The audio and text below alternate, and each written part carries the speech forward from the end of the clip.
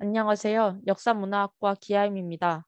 저는 오늘 미국 시민전쟁의 발발 원인이었던 노예제를 둘러싸고 정치와 민간 측면에서 이 제도의 폐지를 위해 노력한 인물을 소개하겠습니다. 정치인으로는 링컨을, 민간인으로는 해리어 터브먼을 선정했습니다. 우선 두 인물의 소개는 위키피디아를 이용하고 관련 사료는 후반부에 모아 소개하겠습니다.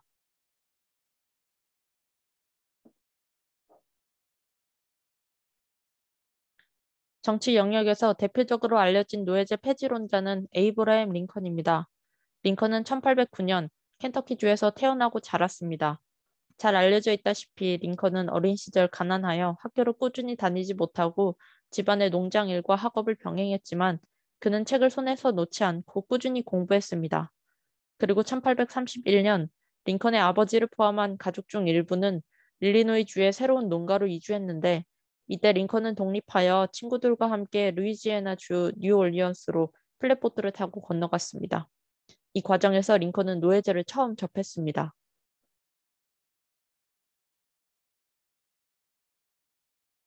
링컨은 블랙호크 전쟁을 마치고 돌아왔을 때 윌리엄 베리와 함께 한 상점 영업을 시작했고 이 상점은 1833년 선술집이 되었습니다.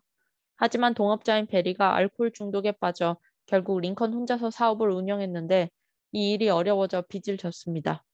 그래서 그는 그해 3월 일리노이 총회에 출마해 정치에 입문했지만 공식 교육도 제대로 받지 못했고 돈도 인맥도 부족해서 선거에서 패배했습니다.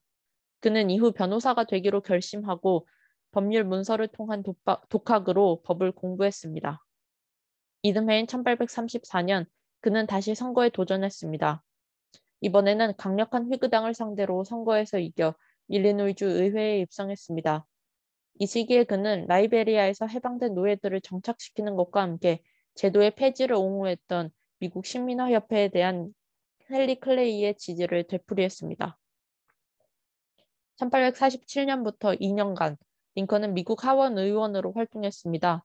1843년 미국 하원 일리노이 주 선거에서는 패배했지만 3년 후 1846년 선거에서는 이겨 일리노이 대표단에서 유일한 휘그 당원으로 활동했습니다.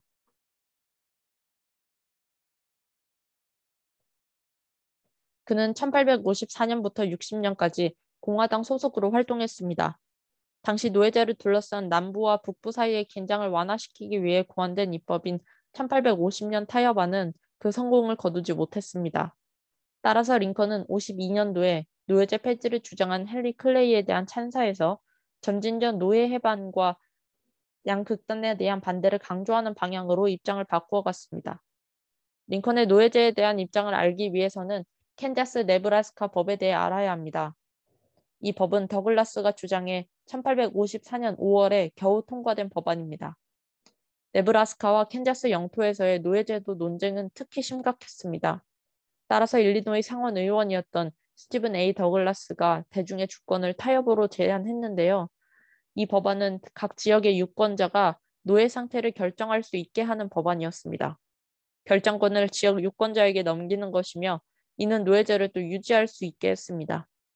따라서 노예제 확산 방지를 목적으로 하는 북부인들을 놀라게 한 법안이기도 합니다. 이후 링컨과 더글라스의 입장은 노예제를 두고 대립합니다. 노예제를 반대한 북부에서는 캔자스 네브라스카 법안을 격렬히 반대했기 때문입니다. 따라서 링컨은 1856년 공화당에 합류했습니다. 당시 일리노이 공화당은 노예 제도를 규제하는 의회의 권리를 지지하고 캔자스의 자유국가 인정을 지지했습니다. 링컨은 이 입장에 동의했고 연합의 보존을 촉구했습니다. 이후 링컨은 더글라스와 미국 상원 선거에서 대립하는데 이때 링컨의 연설 등을 통해 그가 노예제에 대해 취했던 입장을 알 수 있습니다. 당시 공화당 내부에도 더글라스의 노예제도를 찬성을 지지하는 인원들이 있었는데 대다수의 일리노이 의원들은 이를 반대하여 자신들의 입장을 대변해줄 인물인 링컨을 상원 후보로 지명합니다. 이 지명 연설에서 링컨이 노예제 폐지를 직접 지지한 것보다는 연합의 해체를 더 우려했음을 알 수 있습니다. 그리고 링컨과 더글라스의 토론에서 링컨은 더글라스의 노예 권력이 공화주의의 가치를 위협하고 있다고 경고했고 더글라스가 모든 사람이 평등하게 창조되었다는 전제를 왜곡했다고 비난했습니다. 이때 링컨이 도덕적 어조를 취한 반면 더글라스는 법적 어조를 취했기 때문에 더글라스의 주장이 더 합법적으로 들렸고 입법부는 더글라스의 손을 들어주었습니다.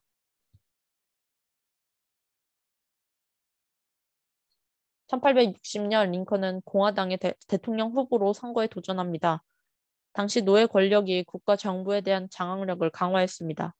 공화당은 선거 운동을 할 때 정책에 대한 주장보다 후보 링컨의 개인사 측면을 부각해서 운동을 진행했고 1860년 11월 링컨은 제16대 대통령으로 선출되었습니다. 그는 최초의 공화당 대통령이었고 이는 전적으로 북부와 서부의 지원의 결과였습니다. 노예제를 찬성한 남부는 링컨의 대통령 당선에 반대해 남부 동맹을 만들어서 미국 연방에서 탈퇴했습니다.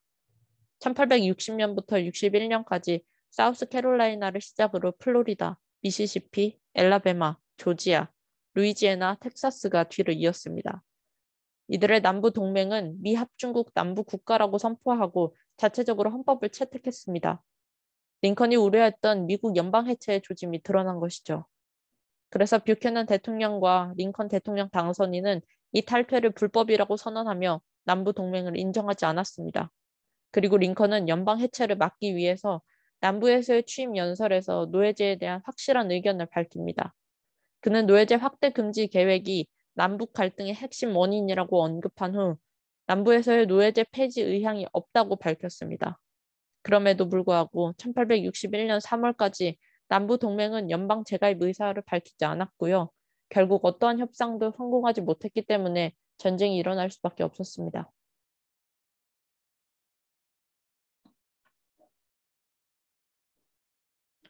링컨은 노예제에 대해 도덕적 반대를 표명했습니다.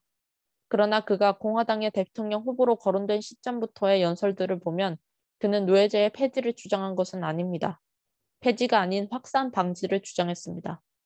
앞서 언급했듯 링컨은 노예제 자체의 도덕적 당위 논쟁보다 노예제를 둘러싼 갈등 때문에 미국 연방이 해체될까를 더 걱정한 사람입니다.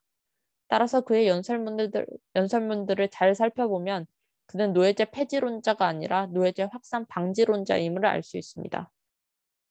그가 노예제 폐지가 아닌 확산 방지를 주장한 데에는 정치적 이유가 있었습니다. 당시 노예제는 미국의 헌법적 틀, 의회, 경제의 기반으로 자리하고 있었습니다. 그래서 정치인으로서는 노예제를 폐지하면 노예를 무시하던 사회에서 해방된 노예들이 살아갈 방법을 고민해야 했고 노예들이 빠진 자리는 무엇으로 대체해야 국가의 경제가 무너지지 않을지를 고민해야 했습니다. 링컨은 노예 제도의 확산을 허용하면 새로운 서구 영토에 자유로운 노동이 정착하지 못하고 결과적으로 나라 전체가 노예 소유주들에 의해 더욱 지배당할 것이라고 생각했습니다. 그래서 다른 주로의 노예제 확장을 방지하면 궁극적으로는 노예제 자체가 폐지될 것이라고 여겼던 것이죠.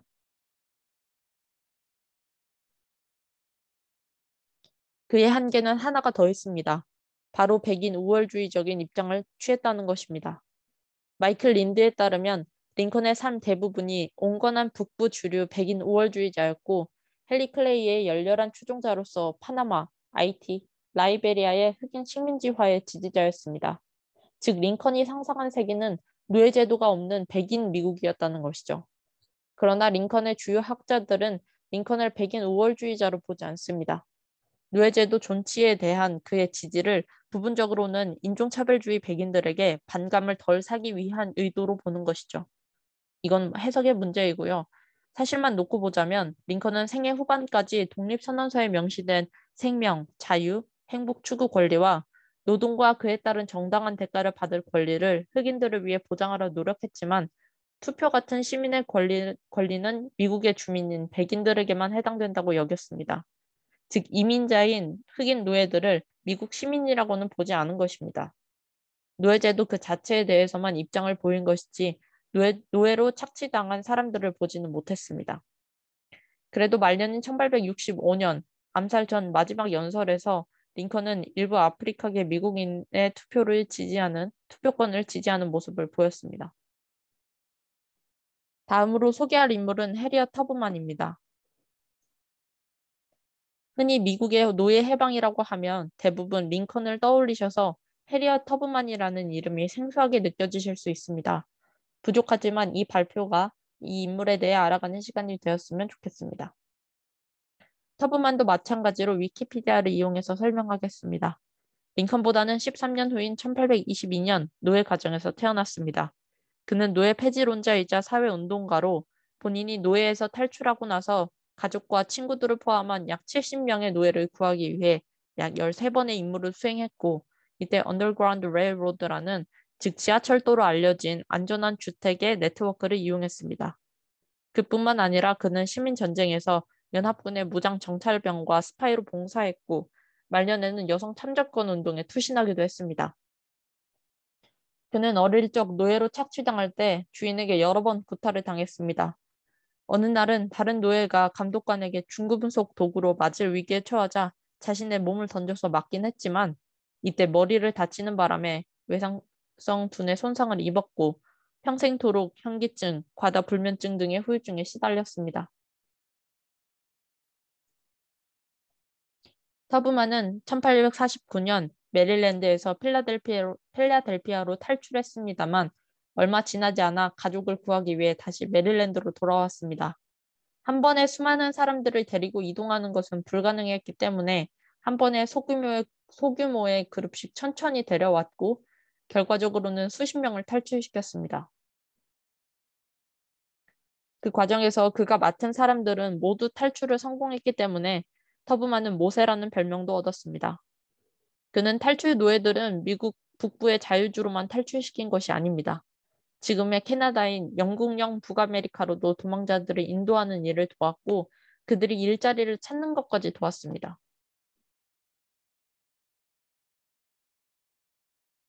그리고 남북 전쟁이 발발했을 때는 처음에 요리사와 간호사로 봉사했습니다. 이후 무장 정찰병과 스파이로도 일했는데 전장에서 무장 원정대를 이끈 최초의 여성이기도 합니다. 그는 콤바이 페리의 습격을 인도해서 700명 이상의 노예들을 해방시켰습니다. 강력한 노예제 폐지론자였던 터브만은 시민전쟁에서의 연방의 승리는 노예제 폐지의 핵심 요소라고 생각했습니다. 그러나 당시 대통령이었던 링컨은 노예제 폐지가 아닌 확산 방지를 주장했기 때문에 터브먼은 링컨의 반응과 도덕적, 실천적 이유로 미국에서 노예제도의 종식을 고려하지 않으려는 그의 입장을 비판하기도 했습니다. 당시 그는 하나님은 링컨 대통령이 옳은 일을 할 때까지 남부를 치도록 내버려 두지 않으실 것이라고 말하기도 했습니다. 앞서 언급한 콤바이 페리 습격 사건에 대한 설명으로는 이 페이지를 참고해서 설명드리겠습니다. 이건 콤바이 페리 습격을 설명한 위키피디아 자료입니다. 당시 이 지역을 연합군이 지켜내지 못했다면 방어선이 뚫릴 위험이 있었기 때문에 이 작전이 전쟁의 승패를 가렸다 해도 과언이 아닐 겁니다. 이 작전에서 터브먼은 제2 사우스캐롤라이나 보병대의 아프리카계 미국인 군인 150명을 이끌었고 그가 구한 대부분의 사람들은 이후 연합군에 합류했습니다.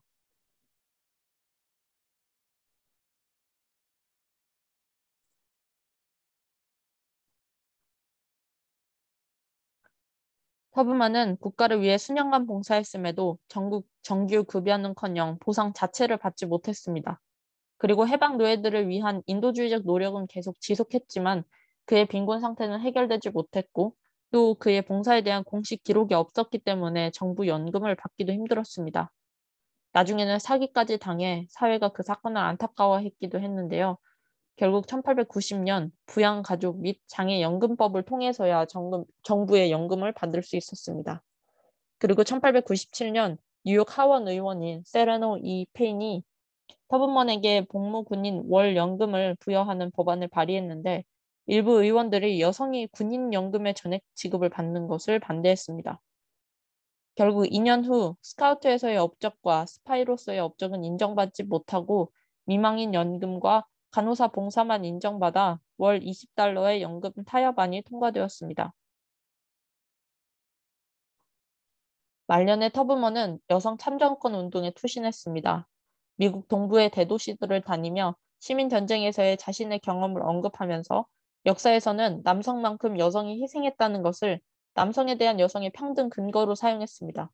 그리고 1896년 전국 아프리카계 미국인 여성 연맹이 창설되었을 때 첫 회의의 기조 연설자로 나설 만큼 그가 여성 운동에 미친 영향은 컸습니다. 해리엇 터브먼과 관련된 재미있는 일화가 있는데요. 바로 그를 기념하는 날이 제정되어 있다는 것입니다. 해리엇 터브먼 데이는 노예제도 반대 운동과 해리엇 터브먼을 기리는 미국의 휴일로 1990년 3월 9일 조지 H.W. 부시 대통령이 휴일을 선포하는 선언문을 발표했습니다. 그리고 이 날은 3월 10일로 정해졌습니다. 다음으로는 해리엇 터브만이 노예들을 탈출시킬 때 이용했던 단체인 언더그라운드 레일로드를 위키피디아를 통해 살펴보겠습니다. 지하철도 조직은 19세기 초중반 미국에서 설립된 단체입니다. 노예가 된 아프리카계 미국인들이 주요 자유국가와 캐나다로 탈출하기 위해 사용한 은밀한 경로와 안전한 주택 네트워크입니다. 주로 노예 폐지론자들과 탈출자들의 대의에 동조하는 이들의 도움을 받았는데요. 탈출 경로는 미국 북부와 캐나다로만 이어진 것이 아니라 미국 서부 영토로도 연결되었고 또 남쪽으로도 이어져 멕시코, 카리브해의 섬들, 플로리다를 경유한 경로도 있었습니다. 이 단체는 링컨 대통령이 해방 선언문에 서명할 때까지 꾸준하게 성장했고 정확한 탈출한 숫자는 알 수 없지만 제임스 A. 뱅크스의 자유를 향하여 흑인 미국인의 역사에서의 추정치를 따르면 1850년까지 약 10만 명의 노예가 이 네트워크를 통해 탈출했다고 합니다. 도망자들은 때때로 배나 기차를 타고 이동하기도 했지만 보통 걷거나 마차로 이동했고 또 건초 밑에 계속 숨어 있어야 했기도 했습니다. 그리고 그들은 주로 땅 밑으로 다녔습니다. 지하에 있는 창고에 들어가면 자신의 흔적을 감출 수 있었기 때문에 창고와 또 다른 창고를 넘어다니면서 목적지로 향했는데요. 이 조직이 철도라고 불리는 이유는 당시 사회에서 사용된 운송 시스템이 철도였기 때문이었습니다. 이 조직은 노예제 폐지론자와 노예 탈출자의 대의에 동조하는 사람들에 의해서 지휘됐는데 해방 노예, 백인 폐지론자, 자유태생의 흑인, 아메리카 원주민 등 그들의 배경은 굉장히 다양했고요. 그리고 발각되지 않도록 경로와 피난처 정보는 입소문으로 전달이 되기도 했지만 1896년 메시지를 암호화해서 사용한 숫자 코드 참조를 이용하기도 했습니다.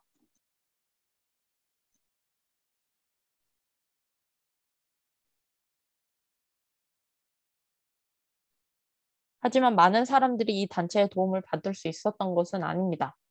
이 지금 보시는 자료에 따르면 그래서 대부분의 탈출 노예들은 도망한 후에 인근의 숲과 늪에 숨어서 마룬 공동체라는 그 공동체를 형성해서 지냈다고도 알려져 있습니다. 다음으로는 사료를 살펴보겠습니다. 저는 1차 사료와 이를 소개하는 사이트 위주로 소개하도록 하겠습니다. 먼저 링컨의 자료를 살펴보겠습니다. 이 사진 자료는 노예 해방 선언문에 서명할 때의 장면을 그려넣은 엽서입니다. 서명문에 서명할 때의 상황을 엿볼 수 있습니다. 이 자료를 소개하고 있는 로우 카운티 디지털 라이브러리, 즉 LCDL 웹사이트는 사우스 캐롤라이나 저지대 지역과 대서양 세계의 역사 연구를 지원하는 디지털 도서관입니다. 여기 들어가시면 관련된 설명들을 다 찾아보실 수 있습니다. 다음으로는 The Journal of American History 사이트에 있는 링컨의 여러 사료들을 모아놓은 주소입니다. 이 사이트는 링컨과 관련된 모든 1차 사료와 2차 사료, 사진 자료, 일반 자료들을 모아놓은 곳입니다. 필요한 대부분의 자료는 이곳에서 얻을 수 있으니까 참고하시면 유익한 사이트가 될 것 같습니다. 이 자료를 모은 사이트인 The Organization of American History는 1907년 설립된 미국 역사학자 단체로 미국 역사를 가르치고 연구하는 데 전념하는 가장 큰 전문 단체입니다. 이 단체는 미국의 역사학, 교수, 발표의 우수성을 홍보하고 역사 문제에 대한 폭넓은 토론과 모든 역사 실무자들의 공평한 대우를 장려하는 것을 목적으로 삼고 있습니다. 다음으로 소개할 자료는 1855년 여름 링컨이 자신의 절친한 친구인 이 사이트는 죄송합니다. 다시 소개하겠습니다. 이 사이트는 링컨의 연설 전문을 모아놓은 사이트입니다. 이 자료들은 내셔널 파크 서비스, 즉 미국의 국립공원 안내 사이트 중에서 링컨 홈, 이라는 파트에서 제공하고 있는데요. 이 사이트에 들어가시면 미국의 여러 국립공원 정보를 손쉽게 얻으실 수 있습니다.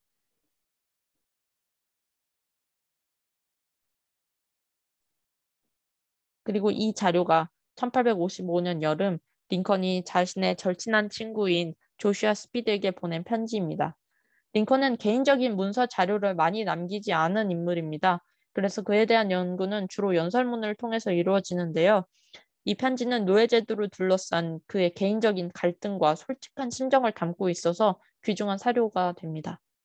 이 자료는 매사추세츠 히스토리컬 소사이어티에 의해 제공이 되고 있습니다.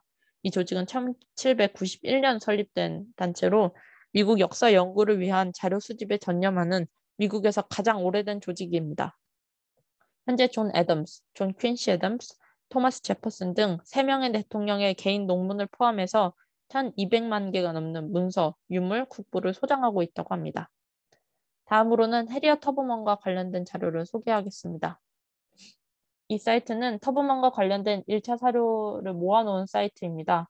여기 보이시는 각 링크를 타고 들어가시면 관련 문서 자료를 스캔한 사진을 보실 수 있습니다.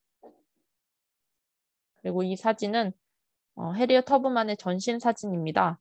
이 사이트는 디지털 퍼블릭 라이브러리 오브 아메리카로 미국 전국의 도서관, 아카이브, 박물관 및 기타 문화기관의 자료들을 모아놓은 사이트입니다. 그리고 같은 사이트에서 찾은 사진인데요. 당시 탈출 노예들이 지하철도 조직을 이용해서 이동할 때 가옥에서 몸을 숨겼던 방법을 묘사하고 있습니다.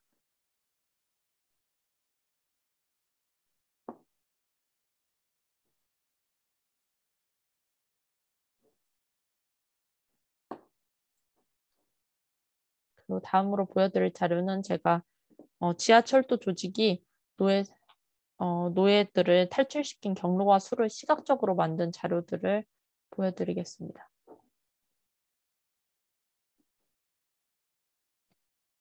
네, 여기 보시면 이제 지하철도 조직을 이용해서 노예들이 어느 쪽으로 탈출했고 또 그 방향으로는 얼마나 많은 사람들이 이동했는지 화살표 방향과 그 굵기로 표시를 하고 있습니다. 여기 보시면 북부로만 이동한 것이 아니라 멕시코 그리고 플로리다를 통한 남부로도 이동한 것을 알 수 있습니다. 이 자료를 올린 내셔널 지오그래픽은 잘 알려져 있다시피 130년 이상 전 세계의 과학적 발견과 이해 연구를 지원했던 단체입니다. 그 전문성은 이미 검증이 되었기 때문에 전 세계적으로 공신력이 있는 단체입니다. 네, 제가 준비한 발표는 여기까지입니다. 지금까지 긴 영상 봐주셔서 감사합니다.